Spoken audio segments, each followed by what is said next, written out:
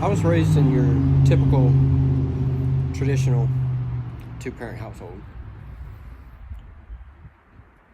My dad never went to the bars, never drank, never did drugs, never went to his friend's house, anything like that. My dad was a very good man. Went to work 5 days a week, come home 5 days a week, home all weekend. He was a provider. He provided, enough for us to get by and a little extra.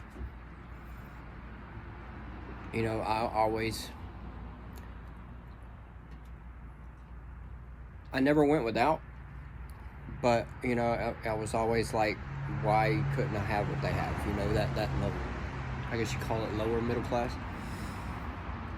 Kind of rural, outside of city limits, but not quite out in the country. But my dad was a good man, very good man, honest, loyal. Came home every day. My mother, not long after I was born, became saved, and she got very, very heavily involved in the church. And I grew up in the church, front row, pew, Sunday school, Wednesday nights, Sunday morning, Sunday nights, all that. My dad did not go to church. My dad was a very hurt man. He had been through some things in his life that he didn't want anything to do with God. And then when he met my mom wasn't in church. They would go out dancing and stuff. My mom would drink, he wouldn't. So when they got married and come to America, my mom found God, and like her whole life changed. And so for him, it was like, I just lost my wife to God. But him, a lot of the pain from my story focuses on him, which he did better than his dad. His dad left his mom and him when he was 8 years old. He never left us, but he never left us physically, but emotionally there was nothing there. My mother was a good mom, the traditional classic cook, take care of the house, do what she had to do. My mom was always there. She was somebody I could talk to, but being a little boy growing up, you want your dad. And my dad did not have the experience, the knowledge, or the know-how on how to raise a child. And I understand that for a lot of people, it's like, well, just talk, or well, just do this, and it's not that easy. The lack of my relationship with my father has caused awkwardness between me and my children too. Like, I don't know how to build a relationship. There's a lot of things that I don't know how to do, and I'm not good at, because of my past and because of my history of addiction. I've lost a few children that I don't have contact to or with, really, and I don't know how to build that relationship. But my dad, he didn't know how to be a father. There were no communication. There was no talks, no birds and the bees, no here, how do you do this and how do you do that? No, there was no relationship. He was there physically, but emotionally and mentally, and he just wasn't there. I had to learn to work on my truck by myself for the first time. I messed up my brakes. The first time I ever did brakes on my own truck, I screwed them up because he was like, he went and bought me the parts, but left me on my own to do it, and I messed it up, and he knew what I did wrong, but he didn't tell me to begin with.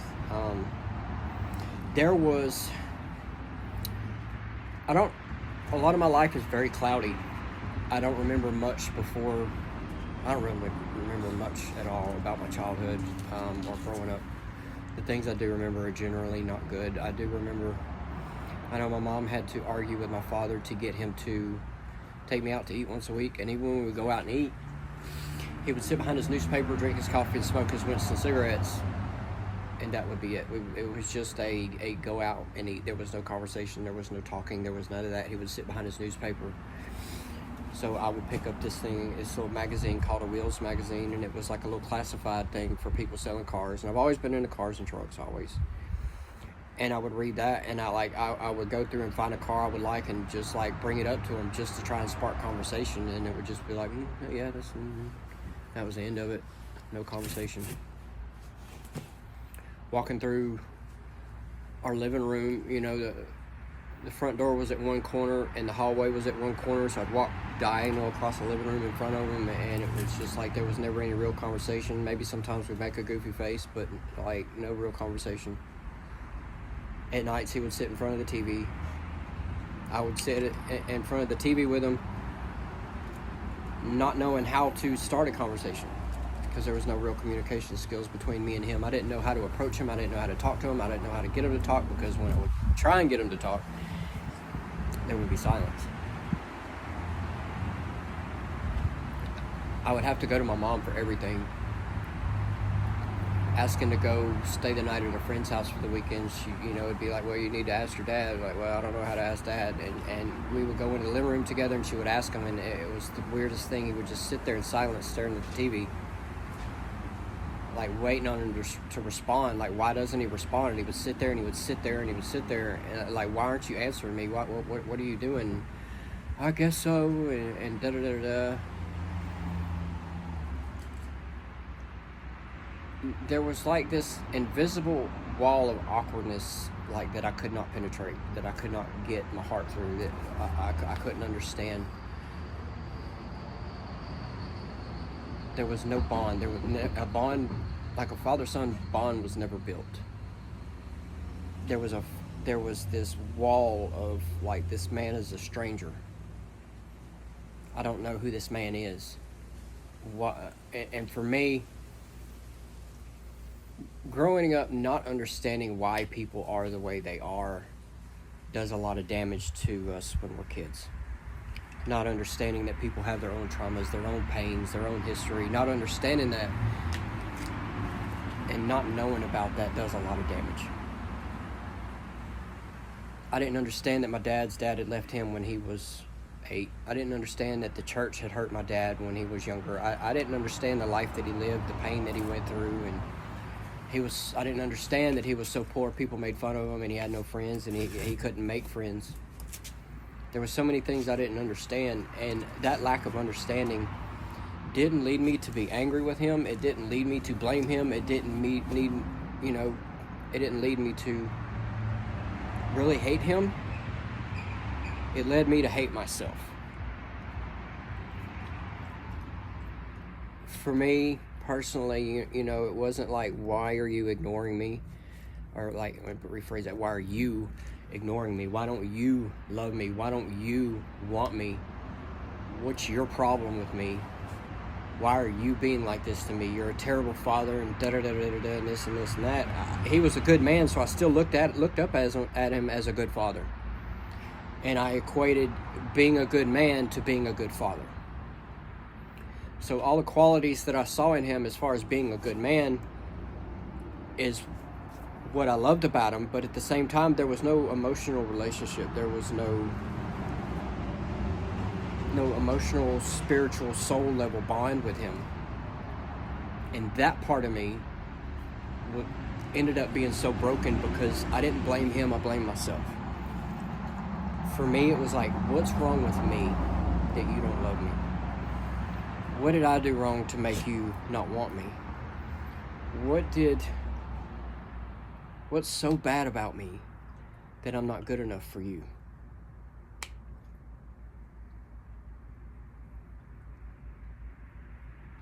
And that led me down a dark spiral of depression, which made it worse. I don't remember what age, 10, 11, I started going down a deep spiral of depression. And I would lay in bed for hours and hours and hours, not wanting to get out of bed. I didn't want to eat. I had no desire to laugh. I had no desire to smile. I had no desire to breathe. I had no desire to get up out of the bed and try and fix my relationship with him. I didn't even think it was possible. I would lay there in bed for hours like, what, God, will you just let me not breathe anymore? The one man in my life that's supposed to be my head, my leadership, my guidance, my instructor, my teacher, doesn't want anything to do with me. And what I didn't understand was that really wasn't the truth. That the truth was that this man was so hurt and in so much pain, and he didn't know how to be a father, that he was incapacitated by the traumas of his life to be able to learn and grow. He didn't think he was capable to learn and grow, and I still deal with that myself to this day. Feelings of not being able to learn, not being able to grow, not good enough.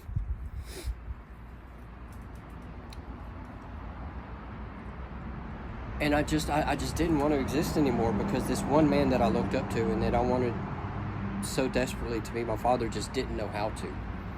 He didn't know how to change. He didn't think he could change. He didn't think he could be better. And the awkwardness of just this man that's in my house that doesn't want anything to do with me. Like, I'm grateful that I grew up before, electronics were really a thing, were really around. We grew up out in the mud, in the dirt, in the ditches, in the river, in the woods, running across the tops of trains, on our bicycles from the time the sun up till the time the street light come on. So I had my friends, and I'd be gone. Mama wouldn't even know where I was at. No idea where I go. And I would slip up and she would find out, and she would scream, why are you going on down there?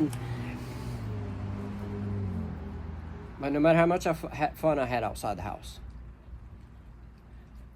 no matter where our adventures took us, no matter how good my mom was, no matter, what I learned in church about how God loved me, I still felt unloved, unworthy, not good enough.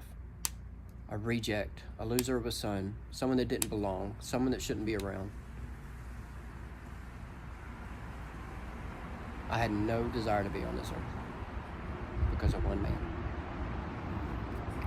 I had my friends, I had my mom, I had people at church, I had God, but I didn't have a father.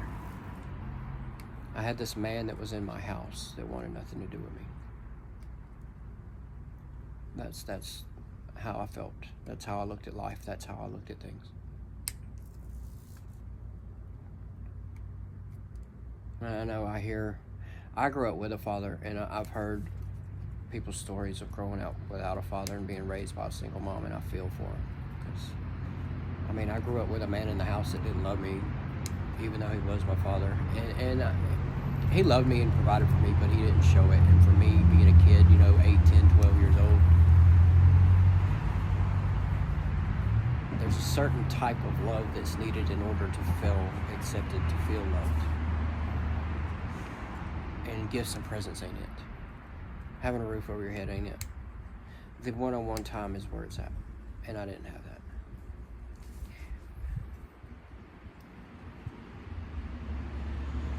So, my mom got me into the doctor, and we got me on depression medicine. And me being me, I just didn't take it. It's funny hearing an addict didn't take his medicine, but this medicine didn't make me feel good. It just made me feel normal, and I didn't want to feel normal anymore. And I started stealing his cigarettes because, getting that little nicotine high. And then we started discovering weed, friends around the neighborhood, smoking the weed. That was an escape. And then eventually, I think around 14, 15, I drank my first bottle of Boone's Farm, and my whole life changed from right there. I had man, if I would have known back then the dangers that was behind how good that feeling was, I wouldn't be here today telling you my story.